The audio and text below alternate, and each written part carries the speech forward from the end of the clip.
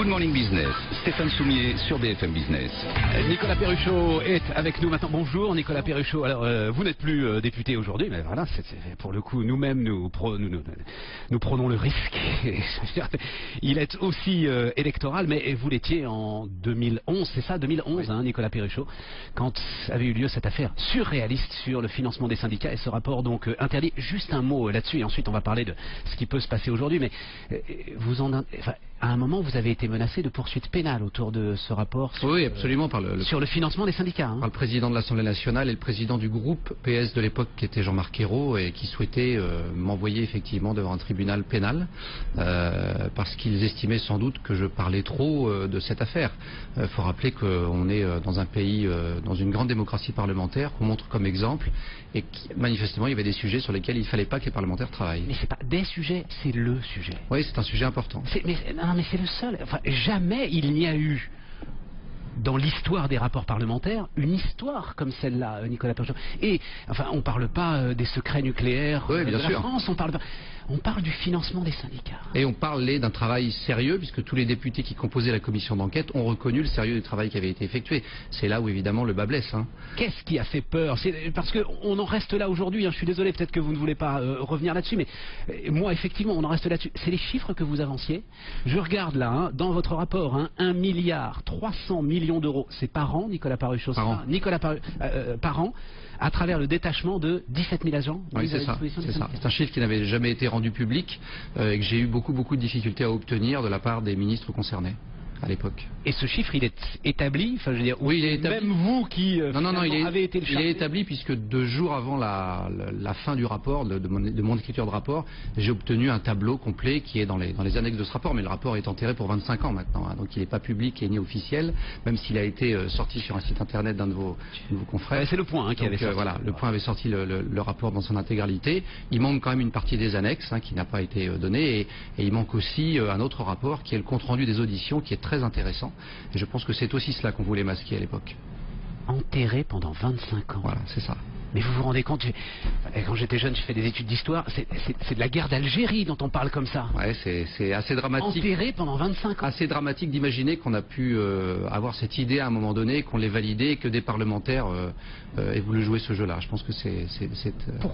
Pourquoi, à votre avis, Nicolas Perruchot, est-ce que c'est à ce point un secret d'État encore à ce stade? Vous savez, on a mis 125 ans en France, depuis la loi Waldeck-Rousseau, 21 mars 1884, 125 ans pour obtenir que les syndicats publient leurs comptes. Puisque c'est la loi 2008, et depuis 2011, puisque après l'application de la loi il a fallu 3 ans, qu'on a seulement les premiers éléments comptables de ces organisations, qui évidemment sont très importants, parce que ça nous donne des éléments financiers à analyser, ce qu'on a fait nous durant notre travail d'enquête, et ça montre aussi ce que l'État voulait cacher depuis très longtemps. On est dans un pays où on achète la paix sociale, depuis très longtemps. Moi je crois que ça a été théorisé au sommet de l'État. Depuis les années 50, j'estime qu'on a diminue à peu près par 4 le nombre de salariés qui sont syndiqués et on a multiplié par 20 les moyens qu'on donne aux organisations syndicales et patronales. Comme les cotisations représentent une part infime dans le fonctionnement quotidien des syndicats, on a donc théorisé ça. Les syndicats s'en sont évidemment bien accommodés. L'État considère lui aujourd'hui que ça coûte moins cher que de faire du progrès social. 4 milliards d'euros par an. Franchement, quand j'ai vu ce chiffre, Nicolas Perruchot, j'arrive pas à y croire. On connaît un peu la matière économique. 4 milliards d'euros par an quand vous agrégez ce que l'État met à la disposition des syndicats et ce que les entreprises elles-mêmes payent. Oui, mais là c'est un peu limite, parce que les entreprises, pour le coup, elles sont dans leur rôle. Le syndicat est une partie prenante de la discussion sociale aujourd'hui. On a absolument besoin des partenaires sociaux. On a une grande difficulté et un grand drame en France qu'on étayait nous dans le rapport, c'est qu'aujourd'hui il n'y a plus qu'à peine 8% des salariés qui se syndiquent. Et dans le secteur privé, c'est à peine 3%. Donc on a des syndicats dits représentatifs qui en vérité ne le sont plus. Plus personne ne souhaite se syndiquer dans ce pays. Il y a donc une raison qu'il faut essayer de creuser et je considère aujourd'hui que la porte d'entrée pour améliorer la représentativité, c'est de faire toute la transparence sur le financement. Quand on en sera arrivé là, je pense qu'on aura la capacité d'avoir des partenaires sociaux qui sont soutenus par les salariés. Parce que vous décrivez une mécanique qui se met en jeu à partir du moment où le financement est secret. alors forcément au cœur des syndicats se créent des bunkers, et alors forcément ces bunkers ne supportent pas qu'on vienne les déranger, et donc finalement la désyndicalisation ne les dérange pas plus que ça. Donc le business tourne, c'est ça qui est terrible finalement. Bien entendu, sur les 4 milliards d'euros que vous citiez tout à l'heure, qui représentent le coût annuel rapport, du social, sur ce chiffre-là, le montant des cotisations s'élève à 3%. Ça veut dire que 97% du restant de cet argent vient d'ailleurs. Et à partir de ce moment-là, vous imaginez qu'il n'y a plus besoin d'aller chercher des cotisations. Ce qui avait été le cas dans les années 50, à l'époque où le syndicalisme était encore assez important et la représentativité elle aussi, et voulait dire quelque chose, ne l'est plus du tout aujourd'hui. Donc on est en pleine crise par rapport à cela. On est dans l'actualité du procès de l'UIMM, où on voit, et on sait depuis lundi, qu'il y avait des liens d'argent assez étranges entre le patronat et la plus importante fédération patronale, celle de la métallurgie, et manifestement les syndicats de salariés, ce qui les réfute. Enfin, il y a quand même eu, là on est à un procès. Ben oui, voilà. Aujourd'hui, c'est pour ça que vous êtes... à un moment où on en est là, et où à la fois quand on fait un travail parlementaire, il est enterré. Quand il y a des procès importants, les syndicats disent non, c'est pas vrai. Moi je crois qu'il n'y a plus qu'une seule solution.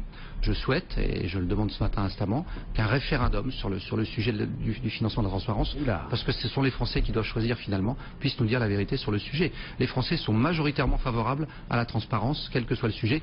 Sur ce sujet-là, je ne doute pas qu'ils le seraient eux aussi. Et vous regrettez que Denis Gauthier-Sauvagnat n'aille pas jusqu'au bout. Il dit non, allez, je dirai plus rien. De toute façon, ça servirait à rien. Je serais démenti. Toutes les pièces comptables ont été détruites. C'est ce que j'allais vous dire. À l'époque, on sortait entre 30 et 200 000 euros par semaine de cette organisation pour financer la fluidification du dialogue social. C'est l'explication qui avait été donnée il y a 6 ans, quand l'affaire a été révélée par Tracfin.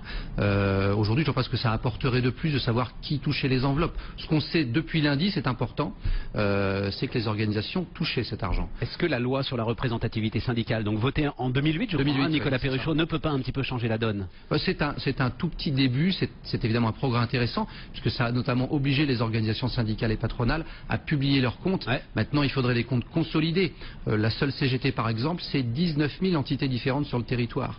Il serait intéressant qu'on puisse agréger la comptabilité de toutes ces organisations pour avoir des chiffres encore plus conséquents et voir exactement ce que représente et ce que coûte le dialogue social dans ce pays. Ce serait utile évidemment de le faire, et ce serait très important que les parlementaires puissent contrôler l'emploi de l'argent public à destination de ces organisations pour voir comment cela évolue. On est dans un État en crise, et en crise surendetté, en crise d'endettement fort. Je pense que ce serait utile et intéressant que les organisations patronales et syndicales de salariés participent aussi à un effort de rigueur important dans ce pays. Peut-être que, parce que maintenant nous allons directement voter pour l'ensemble de ces syndicats, peut-être que nous-mêmes nous allons demander davantage de transparence. Et il le faut, il est impératif. Vous savez, il y a plusieurs sujets d'importance, je fais vite, mais la formation professionnelle s'appelle 25 à 30 milliards d'euros dans le budget. Vous estimez que c'est 30 millions par an, par exemple, qui partent directement? Oui, enfin, on l'a totalement étayé, donc ça, c'est pas aujourd'hui, c'est pas une estimation, c'est véritable, et d'ailleurs personne ne le conteste, ce chiffre, mais plus grave que ça, sur les près de 80 000 organismes qui font de la formation, on peut estimer que 15 à 20 000 ne servent absolument à rien, donc on a 6 à 7 milliards d'euros d'économies à faire sur ce sujet-là, non pas en tordant le cou à des choses qui servent, mais simplement en essayant de vouloir faire du contrôle. Le maître mot, vous savez, du travail que j'ai effectué, c'est qu'aujourd'hui, on a ces dérives parce qu'il n'y a aucun contrôle de l'État sur l'emploi de ces sommes. C'est ça la clé à mon avis.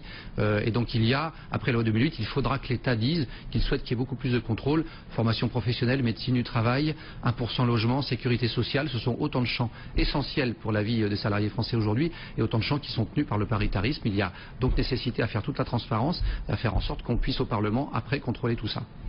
Nicolas Perruchot, merci infiniment d'être venu nous voir ce matin sur BFM Business. Il sera 7h30 dans 30 secondes.